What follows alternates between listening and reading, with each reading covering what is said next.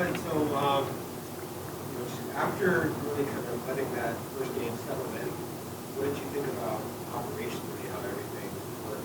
We had the one penalty, I think, outside. Right. Seemed to go well. Yeah, I was pleased. We talked about that last week. That was one of the goals, obviously, early in the season, first couple of games, just to be clean in and out of the huddle, the procedural things, the 40-second clock, relaying personnel, those type things were definitely an emphasis and a goal for us. And I think overall we did a pretty good job of it, the one we'd like to have back. But, obviously we've set the standard that way. Now that's the expectation moving forward. And how did it function when you did have Dez and then move Saya over after Joy went down? And I know that you have Dez back, so that'll help. But just how did that all kind of work? Yeah, that's been a positive we've had and known throughout camp as far as those guys having flexibilities. Throughout camp they played a little right tackle. He bumps to guard, and they play left tackle to right tackle. And there's been a little bit of musical chairs, but that paid dividends for us obviously with that injury. And those guys stepped up and did a nice job. So like you say, as the smoke settles a little bit and those positions kind of get established, hopefully that comfort level continues to grow. At each spot that those guys are at. Well, they're a veteran group. They have a lot of guys that have a lot of snaps under their belt. They've been there a lot of years. Under a similar system, doing good things. Play hard, physical, strong. They bring some exotic stuff defensively. So we definitely have to recognize what's going on, communicate it, and get it relayed. So it'll be a tough test for sure. They're doing a good job. In their secondary, they do a lot of kind of different things. They like the free safety stuff. They also bring blitzes. They play different fronts. So the picture that is for every first down, close down.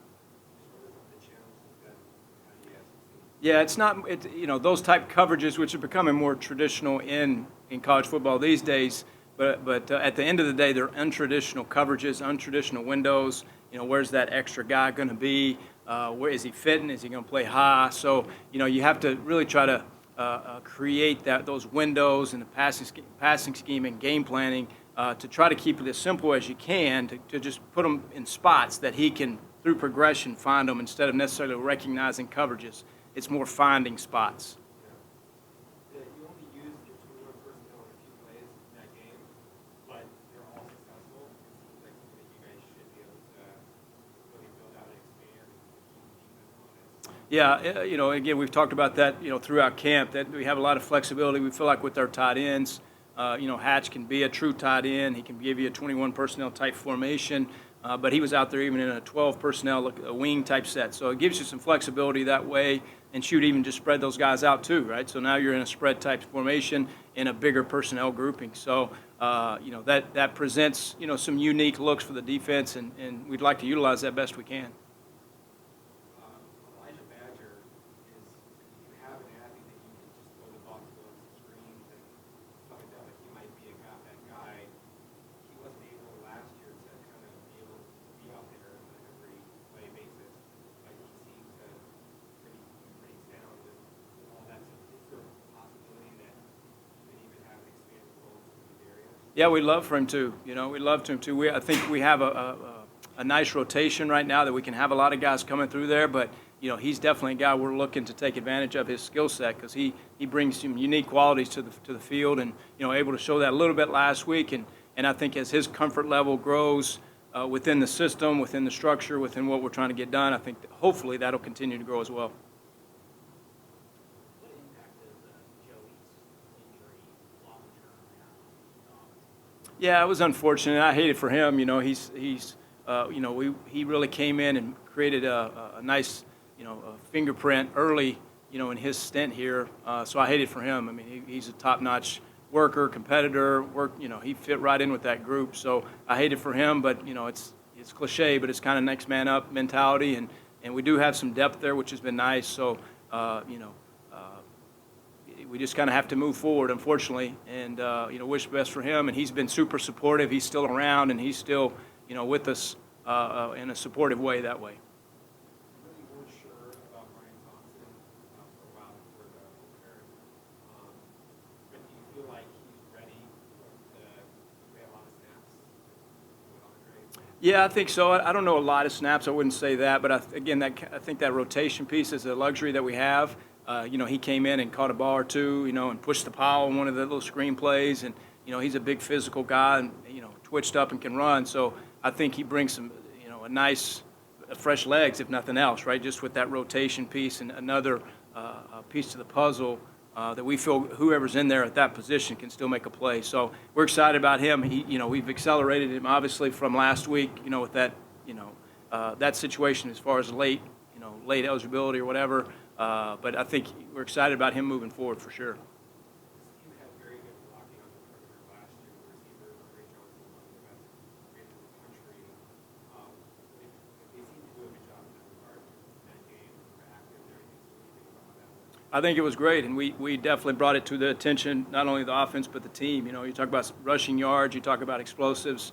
It falls in line with that. I mean, that's a huge part of being explosive in the run game is those guys taking care of the perimeter. So it was good to see. They know they talk about it all the time. They take pride in it. So we've encouraged it, and we're trying to keep pushing that emphasis for sure. We know Every is like RPOs. He's good at that.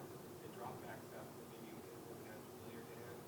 How did he do that? Yeah, I was pleased. I mean, it was limited, right? I think we had 18 attempts or something like that, so it was limited, and even some of those were RPOs. So we didn't have a lot of that, particularly in the end of the game. We were just kind of running the ball, trying to draw the clock out. So he didn't get a lot of opportunities that way, but you could definitely sense there was some poise, some confidence, the progression in the pocket, which was good to see. He got through the progression a couple times. So I think we'll continue to build on that, and I think he's in a good place. Is there a tough balancing act because he's such a good athlete that you can do a lot of personal read stuff with him, but maybe you don't want to do too much to expose him? Yeah, I think so. I mean, he's there to be a quarterback. He's not there to be a running back. We want him to be a quarterback and work through the progressions. And he has the skill set to do some stuff off schedule, obviously. But our mentality going into each play primarily is for you to be a quarterback. You have a skill set to throw it. You have your arm talent to throw it. So let's work through it. And then if something happens off schedule, then you obviously have unique abilities that you can make plays for us. What about the sprint out stuff? I feel like you feel comfortable with him taking on some of those based upon Yeah, I think there's a lot of benefits to that. Not only the run pass threat off the edge, but also just taking a little bit off the O-line, that they're not having just to stay in there, down in, down out, just to move the pocket, move the launch point. I think there's some advantage to that. And then particularly with you have an athletic quarterback, there is that threat on the perimeter. You see Oklahoma State last week put up 58 points as the opposing offensive coordinator. Is that exciting? Is there an added pressure knowing you may have to go shot for shot with them? They're going to put up big numbers and you need to match that from you. No, again, it kind of cliche, but I mean, we have to worry about what we have to worry about, right? We're trying to be efficient in each play. We talked about it even today in the quarterback room. It's just what is our purpose each particular play? We can't let one play slip by that we're not doing our job and to think we're going to get another play. We got to be efficient on each play, do what we can to win that play, and then move on. So I think really that's the approach we're trying to take, and then the rest will take care of itself long term.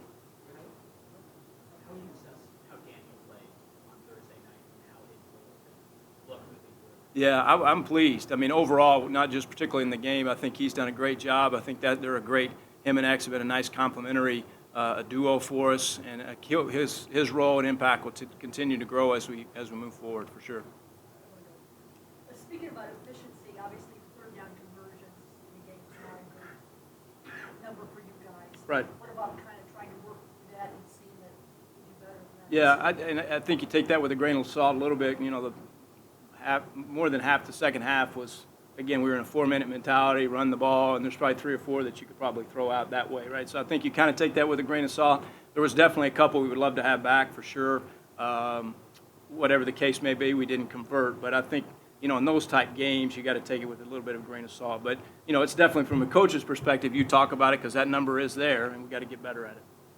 Oklahoma State has one freshman of the year last year, pass rusher. What do you think about kind of their talent? Well, and they have depth, and they do a good job of rotating them through. There's 3 or 4 guys that play the same position. So that's definitely, something we've talked about. They have a lot of guys that can come through and create some fresh legs. So that is an advantage they have for sure, just overall. with their depth. So particularly that fella, he's a good player. He can rush it. Obviously productive even as a young player, and is getting better and better. They have a lot of you guys in the secondary. So, like, when you're just watching one game, like, how much is that going to help be able to kind of use a game plan standpoint versus we have a lot before? Yeah, it's unique, and then a new coordinator on top of that, right? So now you're talking new personnel, you're talking new coaches. So there's some guesswork involved for sure. You know, at the end of the day, you probably fall back to what you do and what you guys feel comfortable with, and probably lean to that more than maybe the historical video that's out there. Anything else? Thanks, Coach. Very good. Thanks, guys. All right. Have a great one.